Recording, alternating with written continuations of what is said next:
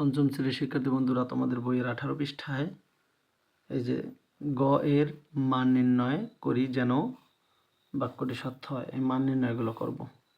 এখন দেখো এখানে বলা আছে গ যোগ 12 সমান 19।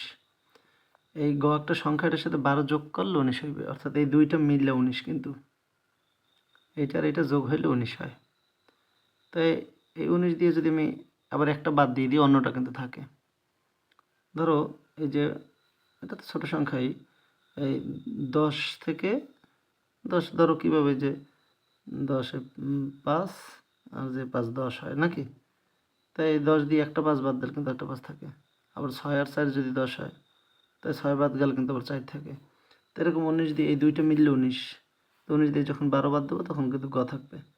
এখানে কিন্তু এই যে গ সমান সমান আমরা লিখতে পারি যে গ সমান সমান, অর্থাৎ ওই যে আর একটা নিয়ম আছে, এই 12 যোগ আছে, ওই বেশি গেলে বিয়োগ হয়ে যাবে।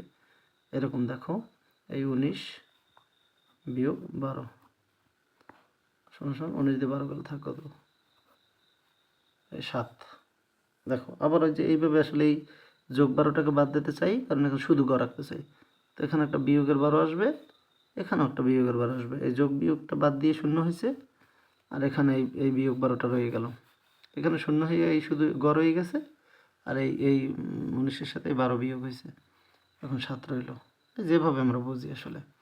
এই দেখো আবার এই যে বিয়োজন বিয়োগ বিয়োজ্য সমান সমান বিয়োগফল। এখন এই যদি এই বিয়োজ্যটা দেওয়া নাই, এখন এই বিয়োজ্য বের করতে হবে। মানে এই 48 থেকে এই গ বাদ দেওয়ার পর 33 হয়।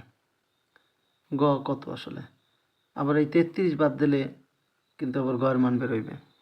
দেখুন ছোটো একটা উদাহরণ দিয়ে বুঝাই। এই যে এই 6 দিয়ে যদি 2 বাদ দিই তখন কিন্তু 4 হয়, এই 2 খালি ঘরটা। এখানে যদি কিছুই না থাকে, আবার দেখো 6 দিয়ে যদি 4 বাদ দিই তাহলে কিন্তু এই 2 থাকে। 6 দিয়ে 2 বাদ দিলে যদি 4 থাকে, আবার 6 দিয়ে পুরো 4 বাদ গেলেও কিন্তু আবার 2 থাকবে। তার মানে এই যে 48 থেকে যদি আমি এই 33 বাদ দিই তখন কিন্তু গ বের হয়ে যাবে। তখন আমরা লিখতে পারি অথবা ওই যে বিয়োজ্য সমান সমান বিয়োজন বিয়োগ বিয়োগফল, ওই সূত্রটাও ব্যবহার করতে পারি। তাহলে দেখি যে এই গ সমান সমান এই যে বিয়োজন বিয়োগ এই বিয়োগফল সমান সমান 3 × 8 = 5, হাতে নাই, এই দেখো 3 × 4 = 15, এর মানে গড় মান বলে 15। এখন থেকে পরের টার্ম এই যে গুণক সমান সমান এই 32, এই গুণফল দেওয়া আছে।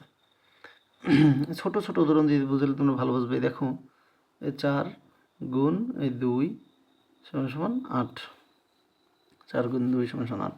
এখানে এটা যদি খালি থাকতো, এখন দেখো এই 8-এর যদি তুমি এই 4 দিয়ে ভাগ দাও, 4-কে 4, 4 2 8, তখন কিন্তু এই 2 বেরোয় যায়। অর্থাৎ এই 2 এই এখানে এই গুণকটা বের করতে হইলে এই গুণফলকে এই গুণ্য দ্বারা ভাগ দিতে হইবে। তাহলে আসলে সূত্র আছে, সূত্র তো সবসময় মনে রাখা যায় না, এই জন্য আমি এভাবে বুঝাইতেছি যে এই গুণকটা বের করতে হইলে এই গুণক সমান সমান কি, এই গুণফল ভাগ ওই গুণ্য। তাহলে দেখো এই যে এই গতে লিখতে পারি কি, এই গ সমান সমান মানে এই যে গুণক সমান সমান এই গুণফল ভাগ এই গুণ্য আছে 8। তো দেখো 8 4 আর 32, এই যে 4। আবার দেখো গড় মান 4 বেরিয়ে গেলো। আবার এটা এই যে ভাজ্য ভাগ ভাজক সমান সমান এই ভাগফল। এখন ভাজকের সূত্র হয়েছে যে এই ভাজকের সূত্র হয়েছে যে ভাজ্য ভাগ ভাগফল। এই দেখো একটা এক্সাম্পল দিয়ে দেখাই। এই যে ধরো এই 4 ভাগ এই 20কে 4 দ্বারা ভাগ, তখন ভাগফল হয় কিন্তু 5। এখন দেখো এই যে এটা কিন্তু ভাজকটা বাকি আছে, এই ভাজকটা এখানে ধরলাম খালি ঘর। এখন দেখো এই 20কে যদি আবার 5 দিয়ে ভাগ করি তখন কিন্তু আবার 4 হয়। 4 দিয়ে ভাগ করলে যদি 5 হয়, আবার এই 20কে মানে 20 তো হয়েছে ভাজ্য, ভাজ্যকে এই ভাগফল দিয়ে ভাগ দিতে হবে, এই ভাজ্যকে ভাগফল দিয়ে ভাগ দিতে হবে। অর্থাৎ এই যে এই গ সমান সমান, গ তো হচ্ছে ভাজক সমান সমান এই ভাজ্য ভাগ এই ভাগফল আছে 9, তাই 9 9 81, এর মানে গড় মান 9। ওকে, ধন্যবাদ।